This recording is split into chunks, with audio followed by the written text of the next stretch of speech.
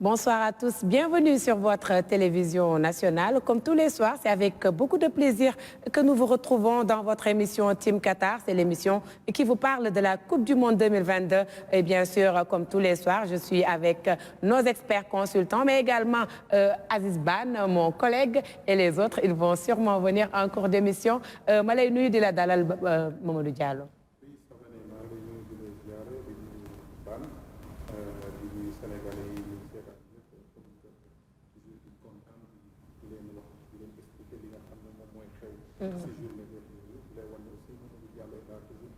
Voilà alors Aziz Ba Mamadou Diallo nee na il est toujours présent waaw daaw na fi benn fan de. da doon dallu waaw da doon dallu. ñuy nuyu sunu téléspectateurs yi rek ci kàllaamay Kocc comme émission bi noonu lañ ko choisir def di leen dalal ci seen émission Team Qatar di leen wax ni itam émission boo xam ne la moo leen di wax lépp li nga xam ne moo tukkee foofulee ci coupe du monde bi baat ma bàyyi la nga nuyoo. waaw di la nuyu bu baax Fatoumata di nuyu coach Diallo Kalidou Koulibaly capitaine tey di nga muy sànni xeer waaye nañ ko bàyyi ci biir rek.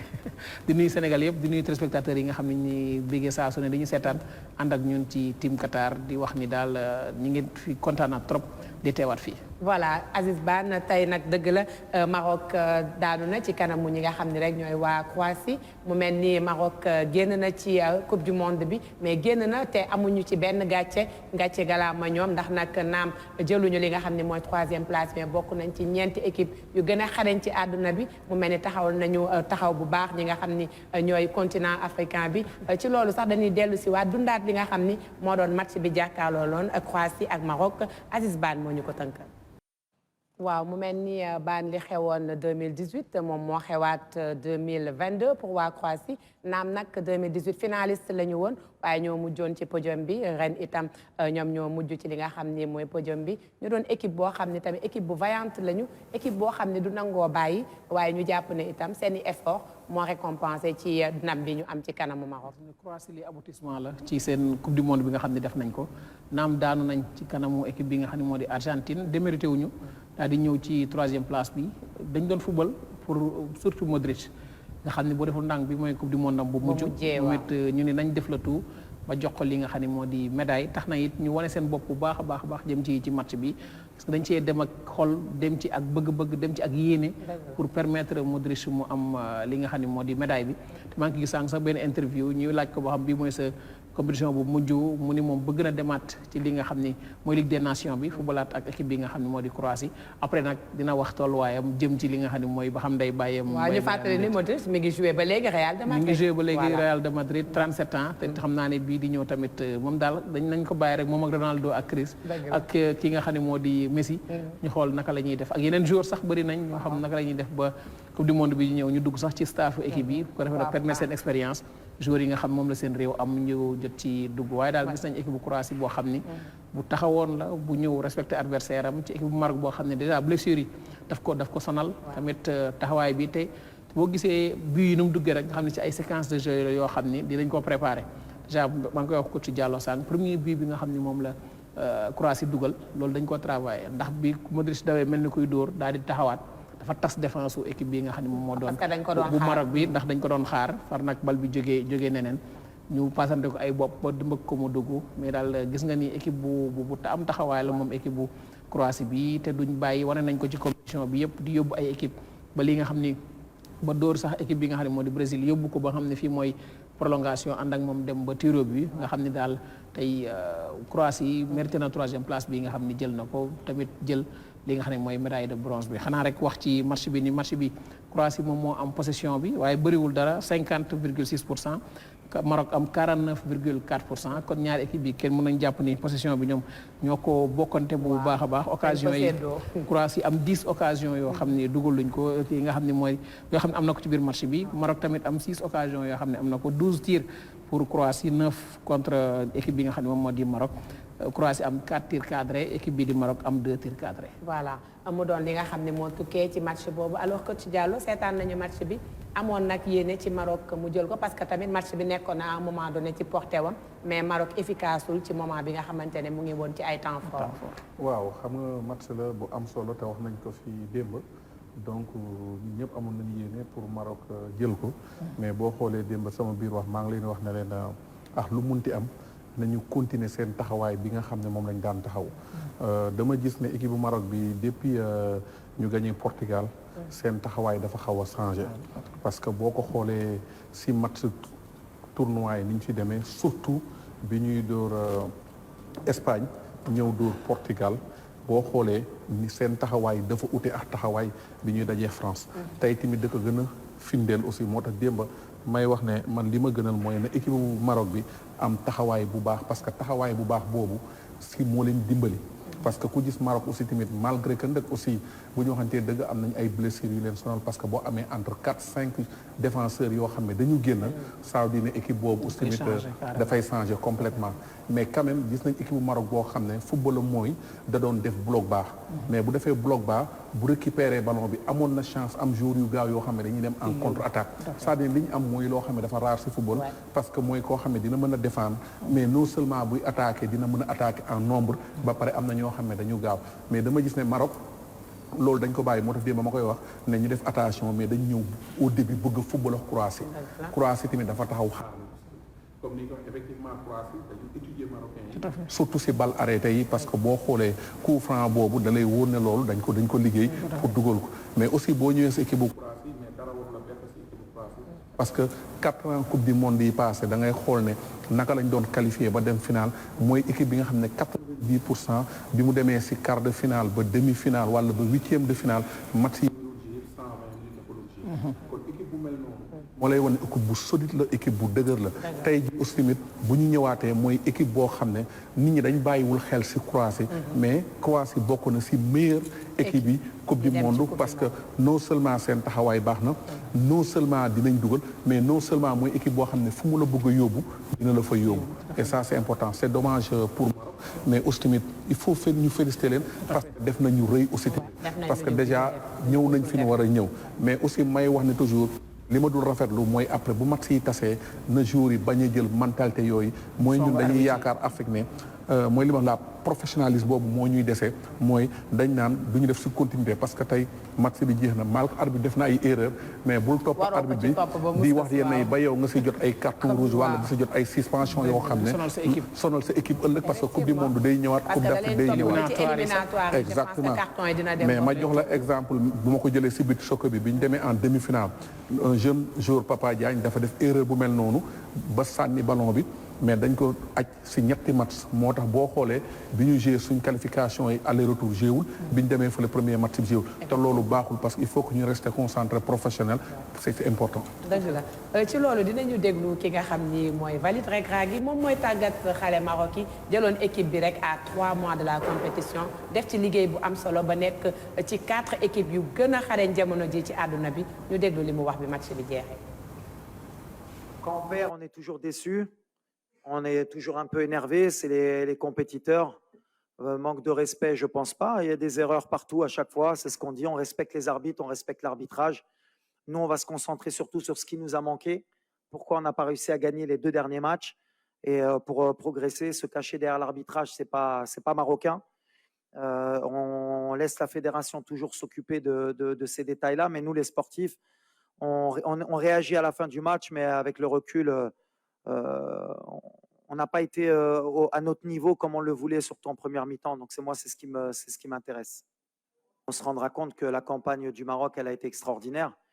On a joué que des tops équipes. Pour nous, je pense qu'on va gagner beaucoup d'années et beaucoup d'expérience. Quand on a la chance dans le tournoi de jouer 2 fois la Croatie, qui est top 3 mondial, jouer l'Espagne, le Portugal, la France, la Belgique et le Canada, c'est extraordinaire. On n'a eu que des gros matchs. Je pense qu'on a montré un beau visage qu'en Afrique, on travaille et qu'on commence à revenir, qu'on a appris. Et maintenant, ça ne veut pas dire qu'on sera peut-être beaucoup plus fort, mais il faudra apprendre, comme nous, on a appris du Ghana en 2010, de leur quart de finale, pour passer un cap. En tout cas, l'objectif des Africains et du Maroc, c'est un jour, Inch'Allah, de gagner la Coupe du Monde. Et aujourd'hui, je pense que nous, on a appris beaucoup de la demi-finale et du match de classement. Maintenant, ça va nous mettre beaucoup plus de pression. Et ça va peut-être aussi mettre de l'émulation en Afrique pour que tout le monde espère faire le même parcours. Et tant mieux pour nous parce que voilà, on est un continent de football. Les Africains aiment le football. Et aujourd'hui, je pense que le Maroc a montré qu'on est capable et qu'on n'est pas loin. Parce que voilà, les matchs, on les a perdus sur des détails. Ça veut dire qu'aujourd'hui, la différence entre les pays européens et africains, bah, il y a plus lieu d'être. Ça va jouer sur des très petits détails. Donc, je pense que c'est ça qui va aider le football africain. voilà mu doon Walid Regragui wax na li nga xam ni moom la ñu ñàkk ndax jàpp na ni waroon nañ cee mën a antu ci match boobu mais wax na itam li nga xam ni moom mooy yaakaaru Afrique ci équipe yu mel ni Maroc nga xam ne dañu war a dem ba mondial def fa ay jaloore te yaakaar naa ne dootul sori puisque 2026 au lieu de 5 représentants dinañ am juróom-ñeenti représentants chance Afrique itam dina gën a yaatu ci coupe du monde bi désormais ci loolu ñu nuyu Moustapha Sadio dalal la. maa ngi lay fay Sawane di kontaan ci feggoog yow plateau bi guddi bu nekk fii ci RTS di nuyu Aziz Ban di nuyu coach Diallo di nuyu coach Salam aussi xam naa si soreetul exactement. Angleterre gën naa feeñ de. dama jaaxal de parce que moom déjà Manchester keroog Sénégal di jouer nga Angleterre nekk sa yow sa kaa foog ñu xoolaat ko de. yow vrai sénégalais nga. yow xaritu Sadio Mané nga déjà turam sax Sadio am na. rouge Maroc bi rek ak rouge Maroc bi rek Manchester la. voilà dañuy dem ba Doha déglu itam ki nga xam ni rek moom mooy Zlatko Dalic moom mooy ki nga xam ni moom mooy encadré waa Croatie bi match bi jeexee ñu déglu. Mes joueurs et à la sélection d'avoir décroché cette médaille de bronze. Il s'agissait d'un match difficile. J'aimerais également féliciter la sélection marocaine. Ils se sont très bien battus. Ils étaient fatigués, épuisés, mais pourtant se sont battus jusqu'à la dernière minute. Je sais comment ils se sentent et je suis sûre et certain qu'ils sont fiers de leur réussite et de leurs résultats. Il y a 4 ans, j'étais comme cette équipe. Nous avons gagné la médaille de bronze, mais qui pourtant ressent comme une médaille d'or. Nous faisons maintenant partie des 3 meilleures équipes du monde. C'est donc comme si nous avions décroché l'or aujourd'hui et j'aimerais encore une fois féliciter les joueurs.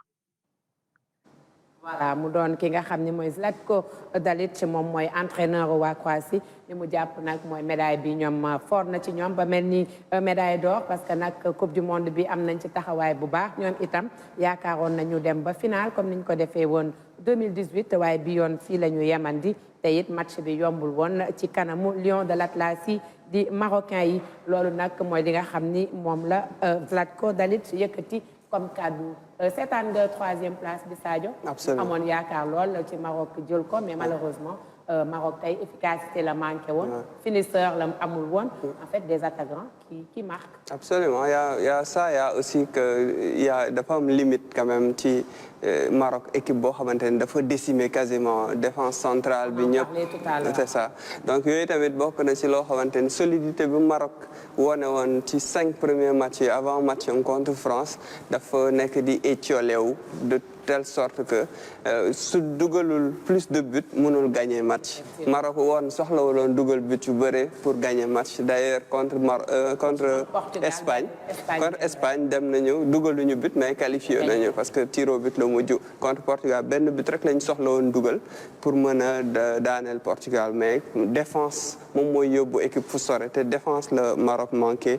gis nañ sax tey si biir match bi même remplaçant défenseur centraux yi sax dañu mujj gaañu Achraf Dari gaañu na génn beneen défenseur Al Yamik gaañu génn Amrabat daa mujj jouer défenseur central donc benn instant marocain comme ni nga ko waxee parce que bi ngay wax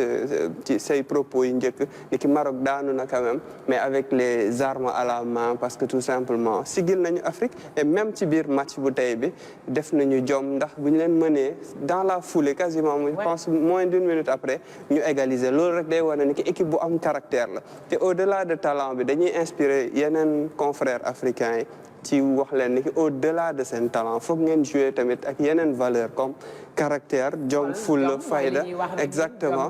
faaw muy feeñ faaw muy feeñ parce que équipe yu egg demi-finale yëpp yaakaar naa loolu la ñu am en commun mooy jom bi fulla bi ak fayda da ngay xool ne après dañ leen jàng c'est-à-dire boo xoolee seen numéro 4 bi le milieu terrain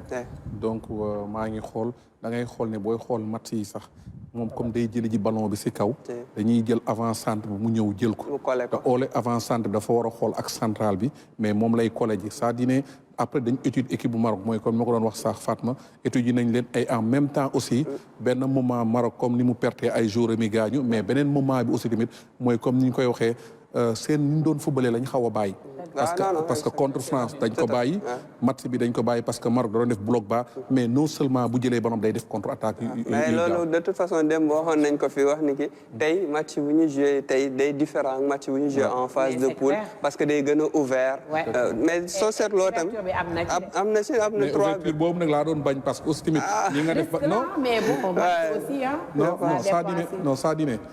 gis nga nit sa système da nga koy téye c'est-à-dire ne munoo di gagner lii mu amal la njariñ nga war ko bàyyi après benn moment avec système bi mu doon jouer mais si les hommes sont absents si tu perds tes hommes forts da ngay mujj si ñi nga am loolu tey gis nañu également 2 faits de jeu yoo xam ni c'était 2 pénaltys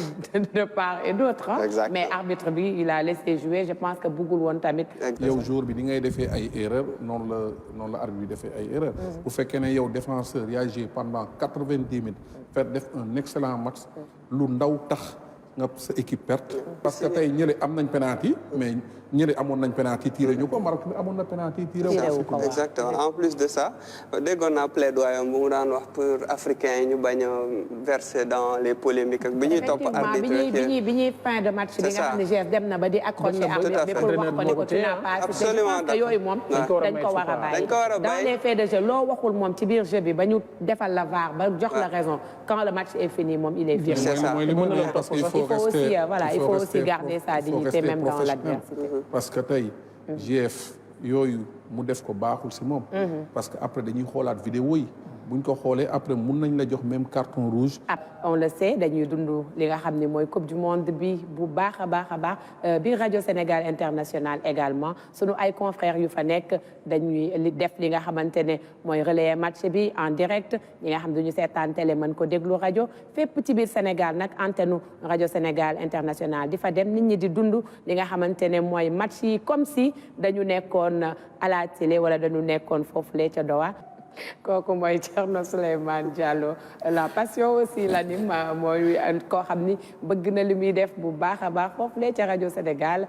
saa su ne nag saa yu match amee mën ngeen ko déglu itam 92.5 ñuy jaajëfal di def un coucou à toute l'équipe de la rajo commencé ko ci directeur rajo Michel Diouf ba ci ñëpp nga xamante ne ñi ngi ci biir liggéey bi ñoom Demba Malick ñoom ñëpp ñu leen di jaajëfal ci liggéey bu am solo boobule ñun nag dañuy dem ba Qatar fekk fa Ibrahima Mboup nuyu ko dalal ko ci seen émission Team Qatar. waaw Savané maa ngi lay fay di nuyu ñëpp ñi nekk ci plateau bi di nuyu tamit suñu téléspectateurs yi. waaw gis naa tey ni nga beralee loxo Maroc def sa veste bu baax def sa cravate bu slim waaw tey moom macha allah. non petite finale bi la quoi. ñu def ñu di xaar demain incha allah la grande finale. waaw incha allah Mboup ñu lay sant di la gërëm ci liggéey bi ak ci taxawaay bi alors tey nag noo leen dundee journée bi naam Maroc génn na waaye génn na itam génn ak histoire génn ak loo xamante ne lu yees la ci pays africain bu dem ci coupe du monde bi malgré nga xamante ne nag yéegul ci podium bi tey. waaw tey nekkoon na journée bu chargé njeexital li nag ñu gis matchu Maroc bi ak Croatie mu nekkoon match bu neex wax dëgg yàlla petite finale la boo xam ni amoon na qualité de jeu amoon na spectacle tamit ci tribune yi tey parce que tey supporteru marocain yi sax yaakaaruma ni lu ñu supporter tey supporter nañ ko demi-finale wala quart de finale franchement tey indi nañ ambiance bu neex ci Khalifa International Stadium mën nañ am nag ay regret ak déception ginnaaw bi Maroc ñàkkee match bi ñaari bal ci benn jàpp naa ni équipe bu Maroc bi amoon na potentiel bu ko may tey mu yéeg ci li nga xamee ni moom mooy podiumu coupe du monde wante tamit dañuy comprendre un peu contexte yi parce que Maroc booy xool seen équipe bi li ñu am ci ay blessés entre quart demi ak troisième place bi dafa bëri trop te ay joueurs cadre ay joueurs yu am solo ñoom ñoo blessé parfois sax Walid Regragui yi ci composition d'équipe am da doon jël ay risques di leen dugal wante ku ci football première période nga dem ba ci biir xam ni mënatoo dem nga tëdd wala nga dem ba ci deuxième période bi nga dem ba ci benn instant nga xam ni yow mënatoo dem tamit ñu remplacer la loolu li mu am entre quart demi ak troisième place bi dafa bëri mais malgré tout Maroc am na taxawaay bu am solo ci coupe du monde bi football nañ tey bu baax contre Croatie wante dafa am lu leen manqué woon mooy di dugal dans leur temps fort parfois dañuy dominer adversaire bi au lieu ñu dugal ñu raté ay occasion boo xoolee ci demi-finale bi contre France sax ci fin première période bi ak pratiquement tout au long de la seconde période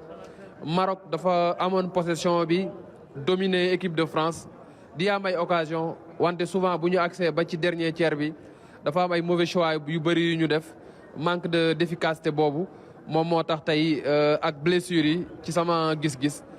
Maroc yéegul ci podiumu coupe du monde wante ñu jàpp parcours bi mu def parcours bu am solo la parcours bu historique la wane na ni Afrique am na potentiel te Afrique mi ngi progressé te Afrique jege na fu muy jouer les premiers rôles ci coupe du monde ñëw na ci 2022 bi wante yaakaar naa ci coupe du monde bii ñu jëm en 2026 Afrique mën na dox jéego yu gën a rëy ci parcours am. waaw ñu ngi koy yaakaar ñu jàkkaarloo nag koo xamante ne itam Croatie nga xam ne dëkk boo xam ne la dëkk football la naam sax par yenn saa yi dañ leen di fàtte ndax seen calme ak seen discipline laay wax sax parce que Croatie itam nañu fàttali ni coupe du monde bi passé moom moo jëloon deuxième place bi naam dafa dem ba final egg fa nga xam ne mooy pied du podium mais Croatie nekk benn équipe boo xam ne dafa am constance ci participation ci coupe du monde. waaw Croatie réew mu yéeme la parce que réew moo xam ni daanaka ñeenti millions nga am ci ay habitants di génne ay génération yu baax pratiquement à chaque coupe du monde booy xool depuis 1998 Croatie saa bu ñëwee coupe du monde day yor équipe bu baax a baax ça veut dire que sur place am na potentiel boo xam ni am na sa réew ma ça veut dire aussi que am na benn politique de formation boo am solo boo xam ni club yi ñu ngi koy def buy permettre un renouvellement des générations booy xool tey ci coupe du monde bii ñu nekk ci 26 joueurs Croatie juróom-ñett rek ñoom ñoo ñëwoon 2018 juróom-ñett rek ñoom ñooy vice champion du monde. entre temps Dalic indi na fukki joueurs ak juróom-ñett yoo xam ne bii mooy seen coupe du monde bu njëkk a njëkk tey booy xool seen défense bi défense à 3 bi mu aligné woon tey Stanisic ak maa ngi fàtte tur bi kii Guardiol. bi nga xam ni moom moo dugal premier but bi Guardiol 20 ans la am Stanisic mi ngi am 22 ans donc dalay wan ni ñi ngi préparer relève bu baax ñi ngi am de jeunes joueurs yoo xam ne nii am nañ qualité ñi ngi jàng dans le haut niveau bu ñu ñëwaatee dans 3 ans et demi ci coupe du monde 2026 bi di nga gis équipe bu Croatie boo xam ne nii équipe bu Croatie bu baax lay doon parce que yeneen joueurs dinañ ñëwaat entre temps donte ni cadre yi pour ñu gisaat leen fii du yomb ku mel ni tey jii Perisic nga gisaat ko coupe du monde mën na nekk mais du yomb Luka Modric mën nañu wax ni bii mooy dernière coupe du monde am donte ni moom ci boppam waxagul ba xam day continuer ak sélection bi wala day arrêter carrière internationale am fii. wante démb moom Dalic ci conférence de presse bi mu def mi ngi wax ne moom bëgg-bëggam mooy kii di Luka Modric gën a gunge xale yi nekk ci équipe bi. ba Euro 2024 bi nga xam ne nii moom moo war a am Allemagne ci lu yàggul dara atum 2024 lay am. ci tënk daal mën nañ ni Croatie génération bu baax la am équipe bu baax la wane na ko ndax yéegaat na ci podiumu coupe du monde ñeenti at ginnaaw bi nga xamee ni jëloon na ñaareelu place bi. voilà mu mel ni comme Bane amal na la laaj itam. mu jëm ci finalu suba.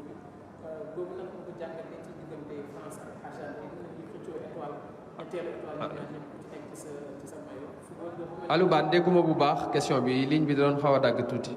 waaw mu mel ni kon Bane laajam bi Ibrahima mooy suba ci match bi nga xam ne mooy tëj coupe du monde bi diggante France ak Argentine ku ci nekk day ut 3e étoile ci li nga xam ne mooy mayoom parce que ku ci ne jël na ko ñaari yoon bëgg mu ñett nan nga jàngatee affiche boobule. waaw affiche bu mag la maa ngi nuyu Bane au passage affiche bu mag la entre 2 pays yoo xam ne nii pays yu yàgg ci coupe du monde lañ ay pays la yoo xam ni xam nañ nan la ñuy def ba dem ci li nga xam ni moom mooy final pays la yoo xam ni dañu am ay joueurs de très haut niveau booy jël équipe de France jël na ñaari yoon coupe du monde 98 jël na ko jël ko 2018 Argentine tamit jël ko ñaari yoon jël ko 1978 jël ko 1986 ñaari équipe yëpp di wut ñetteelu trophée bi mu nar a nekk jongante bu neex maintenant nag xamuñu ban genre jongante lay doon xamuñu ndax dina am football xamuñu ndax match bu tactique lay doon xamuñu ndax match bu tëju lay doon parce que ñaari équipe yi booy leen di xool nu ne lañu mënee France bu ko neexee mu football bu ko neexee mu bàyyi la ak bal bi taxaw di la contrer foofu sax lañ gën a dangereux ak Mbappé Griezmann Argentine am na football am na xeex boo gisee match bi ñu def ak Pays-Bas da ngay xam ni équipe la boo xam ne am na variété ci jeu am loo ko andil rek moom mën na la si wuyu France nag moom mën nañ ni mi ngi xool nan lay jaar équipe bu Argentine parce que tey seen séance d'entraînement bi Didier Deschamps am na ay combinaison yoo xam ni essayé na ko benn instant jël na Marcus Thuram mu yóbbu ko à gauche yóbbu Mbappé dans l'axe daal di jël Dembélé def ko à droite comme ni mu xawee terminé deuxième période bi contre Maroc ci axe bi jëm na essayé paire Upamecano ak ki nga xam ni mooy Ibrahima Konaté moom mi ngi xool tamit défense à 4 wala défense à 5 yooyu yëpp jéem na ko xool ci séance d'entraînement tey bi dañu xamul ndax day bluffé wala loolu la ndara def suba ci final bi ci digganteem ab équipe bu Argentine bi ñu jàpp rek ne équipe bu France bi seen joueurs yi nga xam ne dañu xawoon a xawoon a am benn virus bu leen sonal ñoom ñëpp tey ñëwoon nañu entraînement amuloon kenn ku wuute séance de veille de match bi côté Argentine tamit te Scaloni tey ci conférence de presse am ñi ngi koy laaj suba ban taxawaay la équipe am di am ba xam ban genre défense lay teg ndax day ut possession wala day taxaw xaar France nee na loolu lépp ñoom waxtaan nañ ci ba pare à l'interne ak staffam étudier nañ équipe de France bi bu baax xam nañ lu mu mën ak lu mu mënul wante bu subaa daal dinañ gis Argentine lan lay indi ci équipe bu France bi man daal maa ngi xaar Savané match bu neex ci diggante ñaari équipe yooyu ambiance bi tamit xam naa ne dina neex lool parce que supporters argentins yi moom ñoo ndar a fees stade bi tey Scaloni rek mi ngi wax ci conférence de presse bi ne am na supporters yu bëri yoo xam ne nii amuñu ticket suba pour dugg wante dinañ ñëw nekk autour du stade def bruit def li nga xam ni moom mooy ambiance ñu fàttali rek ne benn polonais moom mooy arbitré match bi suba muy Simon Marciniak di arbitre boo xam ni arbitre bu am expérience la ñu yaakaar rek ne dina téye match bi ni mu waree ndaxte final décision arbitrale boo jël rek day am solo te mën na am impact bu négatif wala positif ci bii équipe wala ci bële équipe. waaw loolu dina ci am solo bu baax kon Mboup ñu bàyyi la rek nga dem noppalu comme suba itam da nga war a préparer match boobule suba nag dinañ am ay laaj pour yow laaj la lu la gën a marqué foofulee ca Qatar laaj la itam nan nga def ba jeexuloo parce que yaa ngi leer de parce que nag ki nga xam ne mooy Ousmane Ngari Faye nee na il faut ma laaj la temps yi fan ngay defee noonu mais bon li ci des suba dinañ ko xool. waaw Savané reer sax defaguma ko xam nga fii moom ak liggéey bi surtout ak journée yu chargé journée yu guddi yi amoo temps di lekk aux heures normales comme ni ñu koy defee soo nekkee Sénégal da ngay daw rek nekk à la recherche de l'information. waaw jarul dara madame Mboub moom xam na lépp xam na ni tu es très sérieux mais suba dinañ la laaj ci yeneen laaj inchallah. Allez, bonne nuit et bonne soirée. ok jaajëf ñu mën a jàmm. Papa Laye Faye merci ci image yu am solo yooyu nga ñuy jox avec toute l'équipe bien sûr de la RTS Mamadou Diagne ki nga xam ne mooy Ousmane Cissé di monter éléments yi ak it Oumar Guebane mi nga xam ne moo ñu fa bagal bien sûr Ndeye Dom Diouf bu rajo Sénégal international ci loolu dañuy dalal Salam Lam moom mi nga xam ne daf ñoo fekk si émission bi Salam ma lay nuyu di la dalal. waaw mais di la fay nuyu bi di nuyu sama gaañ ak di jégalu bu baax te li bu xat rek loolu dëkk booru foire ba gars yi képp nu ci oto yi mais émission bi moom ëpp naa raté waaw macha allah yow moo xam même bu dee 5 minutes naa ñëw teew ñu xam ni volonté baa ngi fi am na solo si ñun loolu moo tax balaa ñuy jéggi ñu laaj la un peu tey nan nga dundee match bi nga xam ne moo doon 3e place bi diggante Maroc ak Croatie même su nekkee c'était à la portée du Maroc mais tey defe naa efficacité la ñu gënoon manqué waaw mais jotoon nañu sax analyser tey li am parce que xalaatoon nañu ni Maroc bon bëggoon nañu lool nag Afrique yéeg ci podium bi mais ragaloon nañu tam aussi que ni effectif bi dafa dissimé wu ci entre 8e ak quart de finale li ñu joxe moo bari bon de telle sorte que ni pratiquement équipe bu bees la ñuy retrouver wu ci yenn compartiment yi surtout en défense li doon seen force bon donc pratiquement seen ténor yëpp boo amul Saïs amoo Agued amoo ay ñoom Masraoui waaw day compliqué donc day compliqué bon plus nag maintenant ñeneen ñi nga xam ni manqué nañu fraîcheur mais vraiment man li ma neex si ñoom mooy que quand même gratifié nañu match bu neex parce que tam Croatie dafa nekk équipe bu mag bi nga xam ni nit ñi dañ koy fàtte di ko jël en compte mais depuis Mathusalem c'est une équipe bi nga xam ne mi ngi ci les 8 meilleurs c'est-à-dire bu joué wul quart de finale joué na demi-finale wala finale c'est ça donc 98 2018 2022 c'est une régularité quand tu es sur le podium effectivement donc loolu dañ koy rafetlu gis que ni en tout cas première demi-finale bi disons podium bi joxe na troisième place bi léegi ñi ngi xaar suba affiche bu mel na suba moom bon vraiment c'est l'une des meilleures affiches yi ñu doon xaar voilà affiche de rêve quoi. C'est vrai que France beaucoup d'encre ñu ngi ko fay bind ñu ngi wax ci composition yi ñu ngi wax également ci li nga xam ne mooy effectif bi Deschamps war a teg jàkkaarloo ko Messi ak ay ñoñam tey ji yow nan nga gisee li nga xam ne moom la ñu war a waaj ci diggante France ak Argentine.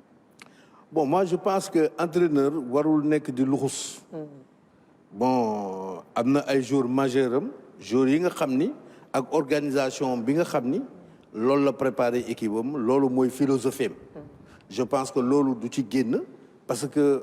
bu ci génnee souvent entraîneurs yi buñ ci génnee rek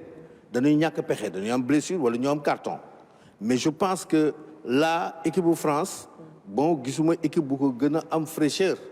parce que joueurs yi quand même ci 26 yëpp mais au moins ñoom retrouver nañu tey seen entraînement 24 jours donc pratiquement essentiel u seen effectif ma nga fa donc je pense que ni boo ànduwul dañuy delloo si seen défense à 4 tu vois bon maintenant combinaison yi ça appartient à l'entraîneur mais les meilleures combinaisons mooy yi leen qualifié plus un milieu à 3 plus les 3 attaquants donc je pense que à peu près du ko sore limite du def changement bu majeur. Je ne pense pas. C'est vrai Mamadou attaquant nga je sais que ni Kylian Mbappé jamono ji France bi yëpp teg nañu yaakaar bu fort ci moom ëllëg nan la naree dugg ci match bi nga xamante ne moom bokk na ci meilleur buteur yi moom ak Lionel Messi d'ailleurs ñoo koy séddoo ku ci nekk am juróomi bi tey ji attaquant bu war a jouer finalu coupe du monde ak ni mu nekkee xale mais également ni mu amee intelligence de jeu fan nga koy xaar. oui fi ma koy xaar mooy mu dal. beneen bi aussi tamit mu bañ a def si boppam trop que ne demee dafa war a dugal. parce que aussi tamit attaquant dafa baax ngay dugal. mais am na noo xam ne boo ko defee sa bopp rek pour nga dugal dafay xaw a compliqué. te mun na la jaarloo sax à côté sa match. donc war nga pare war nga mën a xalaat da ngay dugal mais da nga koy jël si positif aussi tamit. parce que xoolal attaquant yi nga xam ne yëpp parce que tey dafa nekk match foo xam ne ku si nekk. boo jëlee dugalee ba pare gagné match bi am nga chance bokk ci meilleur joueur du monde yi donc bi surtout kii ballon d'or bi di ñëw donc loolu donc ku nekk day nekk benn pression ci yow mais aussi tamit nañu bàyyi xel ne lan moo ëpp solo mooy intérêt équipe bi moo tax côté boobu Mbappé dama koy conseiller mu xaw a dal parce que il est encore jeune malgré qu'il a toutes les qualités mais tamit mu bañ a yàkkamti aussi comme ni ko waxee du nekk match bu yomb parce que du nekk match bu yomb sans grand slam wax na ko effectivement entraîneur tout le temps nee naa leen France dafa am ñett ñoo xam ne dañu am doole que mooy côté gauche côté droit mais non seulement am Giroud boo xam ne loo teg mu mbëkk ko ak Griezmann léegi nag tey aussi tamit entraîneur tamit des fois seen xalaat doo xam la ñuy xalaat parce que aussi boo gisee ku mel ni Thuram est-ce que genre match yi des fois du baax mu ñëw parce que du dem ay balle de combat parce que xam ne équipe bi ñuy dajeel ñoom si combat la ñuy gën a dem te Giroud 90% il faut que nga tëmbalal ko ballon bi si combat lay gën a xeex boo xoolee Giroud DG si combat aussi nga centre que mu ñëw terminé ku mel ni Thuram aussi tamit jour la boo xam ne day jouer ballon est-ce que jéemul xawma ndax day jéem a changer effectif bi si indi Thuram je ne pense pas mais bu ko indee jàpp ne sur le plan technique lay xool fan lay jaar ñi pour teggi leen pour dem beneen bi aussi tamit mooy ni ma ko waxee Messi tamit mu ngi fii Mbappé mu ngi fii attaque France ba ngi fii mais je pense que équipe Argentine ils vont faire tout jouer mais dañuy jouer pour Messi. Et aussi tamit loolu moo arrangé Messi parce que équipe Argentine bi wax naa ko au début du tournoi nee naa man équipe bi ma gis Argentine mooy équipe Argentine bi gën a faible bi mas a am si équipe nationale mais nag moo gën a efficace. Maintenant li may gën a ragal foofu mooy dama ragal day nekk match boo xam ne certes day bari ay carton mais aussi tamit ñu def attention aussi tamit Argentin yi def attention parce que même bu ñu amee Mbappé côté gauche am Dembélé côté droite ou côté gauche ça dépend man li ma leen di conseillé nañuy ut chaque jour bu kenn génnee keneen ki ñëw relais ko foofu noonu si ginnaaw man li ñu war a éviter mooy éviter centre li ñu war a éviter tamit bañ a mbay Mbappé ñu am espace bu bari. Voilà mu bañ a am espace bu bari mais ci conférence de presse Didier Deschamps moom wax na li nga xam ni moom la nar a jëlee match bi dañ koy déglu parce que Ibrahima Mboup demoon na seeti li nga xam ni mooy conférence de presse boobu la. ab final fête la muy wax ju yàgg ci football wante ci wetu fête googu am na coow am lu ñuy woowee contexte maanaam liy xew ci waajtaay yi ak ci bis bi fi mu ne nii équipe bu France mi ngi jànkoonteel ak benn doomu jàngoro bu leen sonal lool mu di xeetu soj bu tëral ñenn ci joueurs yi Didier Deschamps wax ni jël nañ matukaay yëpp ngir wopp jooju bañ a indi jiixi jaaxa ci xelu ay joueuram mu tekki ne bi mu xëyee daanaka gisul kenn ci ñoom ndax dafa teel a yeewu ngir ñëw jàkkaarloo ak taskatu xibaar yi ci jamono boobu joueurs yëpp a ngi seen biir nekk di nelaw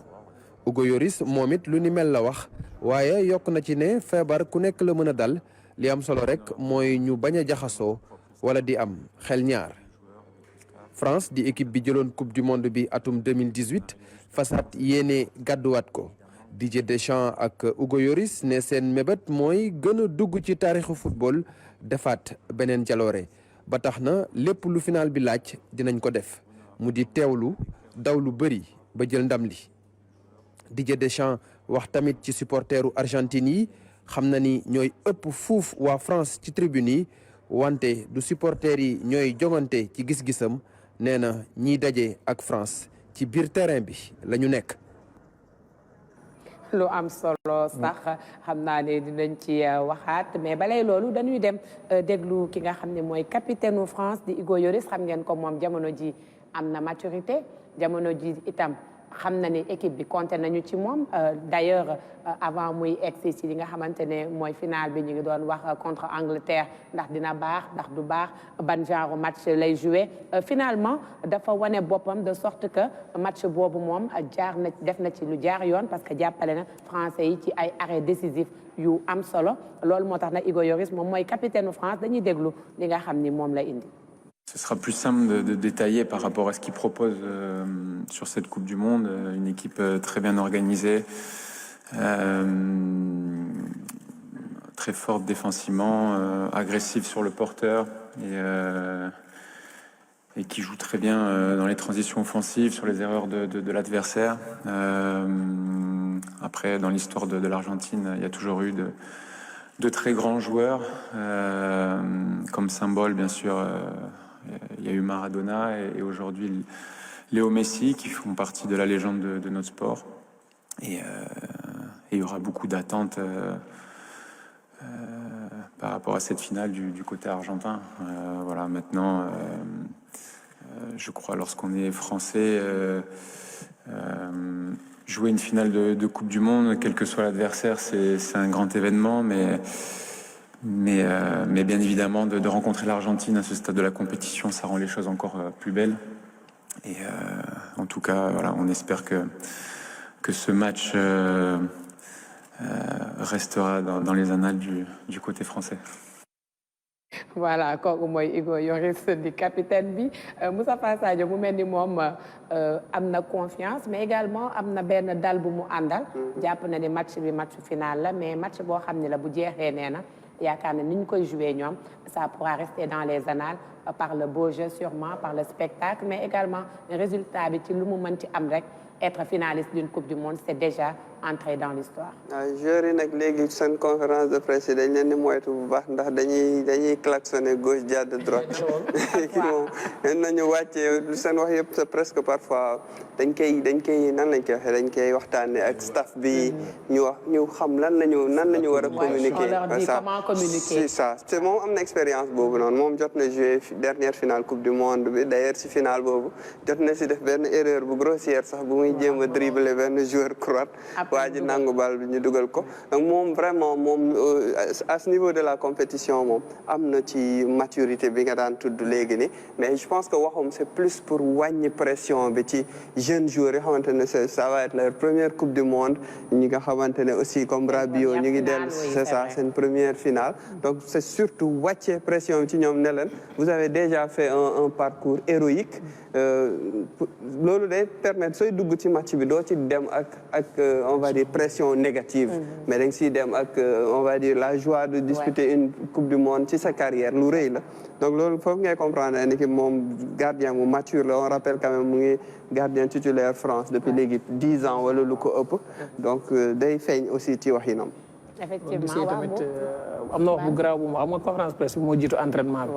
mu ñëw mu ne suñu joueurs yi ñëpp parce que ñëpp a feebar virus bi ñëpp la jàpp. xanaa après ñu dem ci guddi gi ñu ne am nañ 24. mu ni man rek la jàppul ndax man maa ñëw toog ci conférence de presse bi déjà nga ñëw entraînement bi fekk joueurs yëpp. ñëw nañ ci entraînement bi. li Sadio wax la rek dañuy clignoter gauche jàdd droite loolu mooy wane ni daal conférence de presse moom jëlee ci ñoom li ñu wax rek. mais jàngal ni dinañ indi beneen xar kanam boo xam ne bu ñëwee ci match bi tamit joueurs yi nga xam ne moom la France am yëpp sont gonflés à bloc pour ñëw ci match bi jagoo ak équipe bi nga xam ne moom moo di Argentine. waaw xam naa ne nag Argentine itam amal na moom conférence de presse am moom mi nga xam ne mooy Lionel Scaloni di turandoo Lionel Messi ñoom ñaar ñu nekk ñaar foofu lee ca Argentine di waajal bu baax seen finale bi suba nañu déglu ñoom lu ñu indi ci li nga xam ne mooy conférence de presse.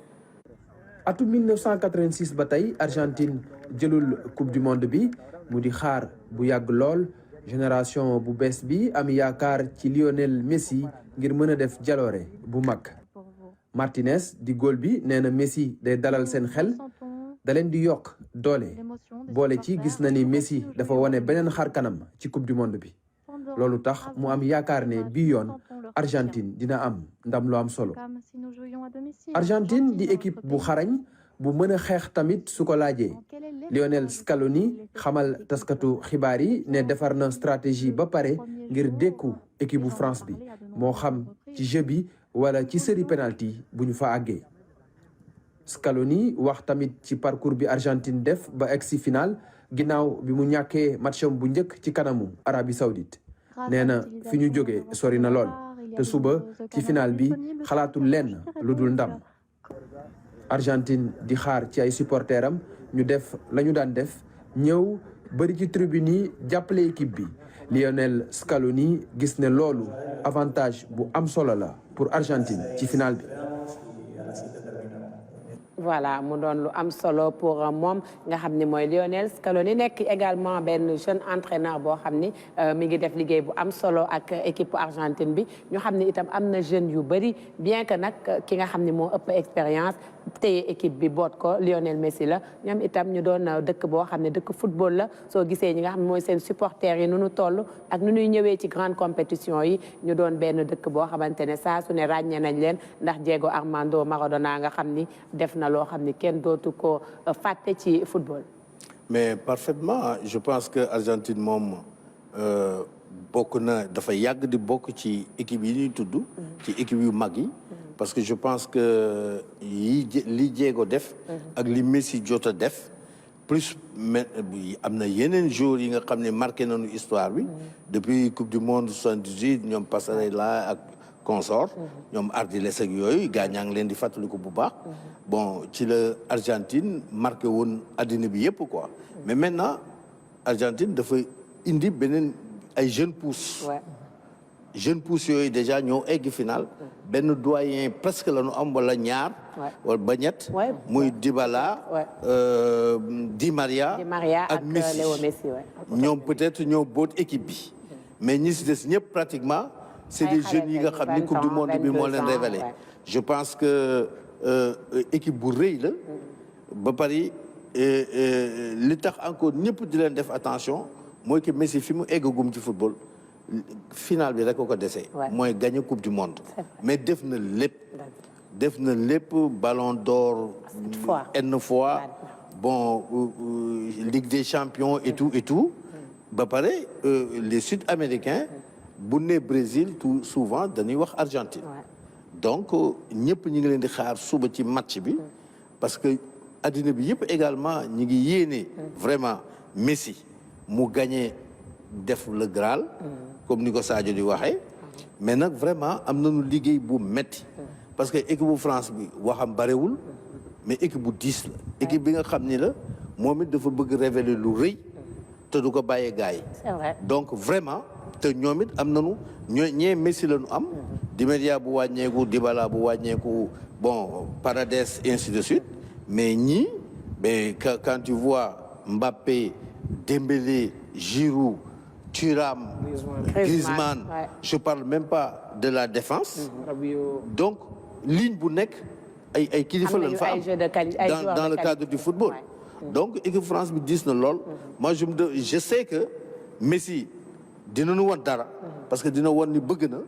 et xale itam daanu reyante pour moom mais xamaguma daal fan la ñuy jaar waa France France Messi mooy génnewaat benn kiyam ci waaw il a beaucoup de tours dans son sac. En tout cas France moom bëri nañu ay supporters itam xam naa ne fii ci Sénégal parce que tamit loolu culture la parce que dañoo bokk ak ñoom loo xamante ne lu yàgg la ci wàllu diplomatie te it ñun français la ñuy wax xam naa ne ñiy supporter dinañ bari ñiy supporter Léo Messi tamit dinañu bari ëllëg nag dinañu xaar affiche bu mag Mamadou Diallo. oui tu sais que France moom dooleem moom kenn dootu ko waxati. parce que je pense que wax nañ ko fii depuis début coupe du monde bi ba pare équipe la boo xam ne kenn mënu ko natt parce que tey day ñëw yéeg suba mu ñëw wàcc mais si yéeg bi wàcc bi yëpp wàññiwul dooleem parce que des fois nga dégg équipe boo xam ne comme dollar